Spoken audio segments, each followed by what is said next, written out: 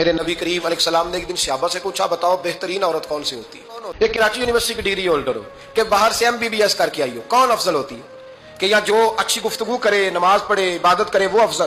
کوئی تو ایسی وجہ ہوگی نا۔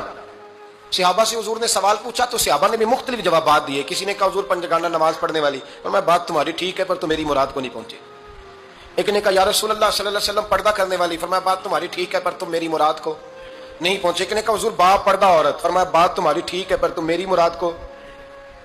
حضرت علی کہتے ہیں بیٹھا میں بھی تھا بیچ، لیکن میں بھی مراد کو سمجھ نہیں پا رہا تھا، حالانکہ شہر علم کے دروازے کا نام مولا علی ہے۔ فرماتے ہیں اس وقت اللہ کی حکمت تھی کہ جواب کوئی اور دے، تو حضرت علی کہتے ہیں قد بھی میرا چھوٹا تھا، بیٹھا بھی میں پیچھے تھا، تو تھوڑی گردن اور جھکا کے نا تو میں نکل گیا اور فاطمہ کے حجرے میں پہنچ گیا۔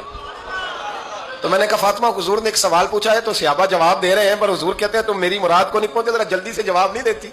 تو خاتون جنت ہنس پڑی، فرمانے لگی میں جواب دوں؟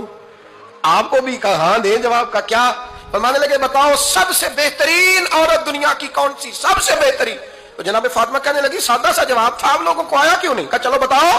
تو جناب فاطمہ فرمانے لگی دنیا کی سب سے بہترین بیوی وہ ہے جس کو نہ کبھی غیر محرم نے دیکھا ہو، اور اگلے لفظوں پہ غور کرنا، نہ کبھی غیر محرم نے اسے دیکھا ہو اور نہ اس بیوی نے ہی کبھی کو غیر محرم دیکھا ہو۔ یہ کوئی پردہ نہیں کہ بیوی کہتی ہے جناب میں تو چہرہ ڈھانپ کے نکلی تھی، باقی میں دکاندار سب سے بات چیت کر آئی، سب کے چہرے دیکھ آئی۔ حضرت فاطمہ نے بتایا کہ تیری آنکھوں کا بھی پردہ ہے، اور وہ روایت وہاں الگ موجود ہے کہ حضور نے حضرت عائشہ صدیقہ ام سلمہ سے کہا کہ عبداللہ ابن مکتوم نابینا ہے تو پردہ کرو۔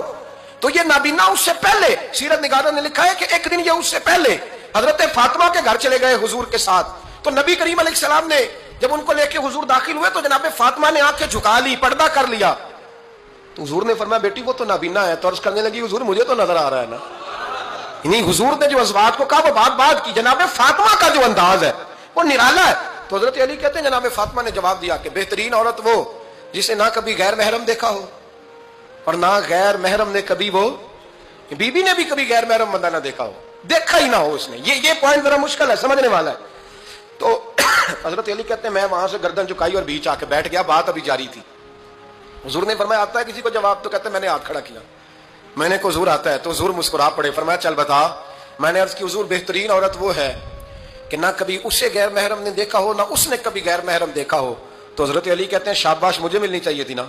حضور مسکرا پڑے، کہنے لگے میں نے تو پہلے ہی کہا ہے فاطمہ تو بدعت منی، فاطمہ میرے جگر کا ٹکڑا ہے، میں نے تو بڑا پہلے کہہ دیا ہے۔ تو کہتے ہیں صحابہ میری طرف دیکھنے لگے کہ یہ تو تعریف فاطمہ کی ہونے لگ گئی ہے۔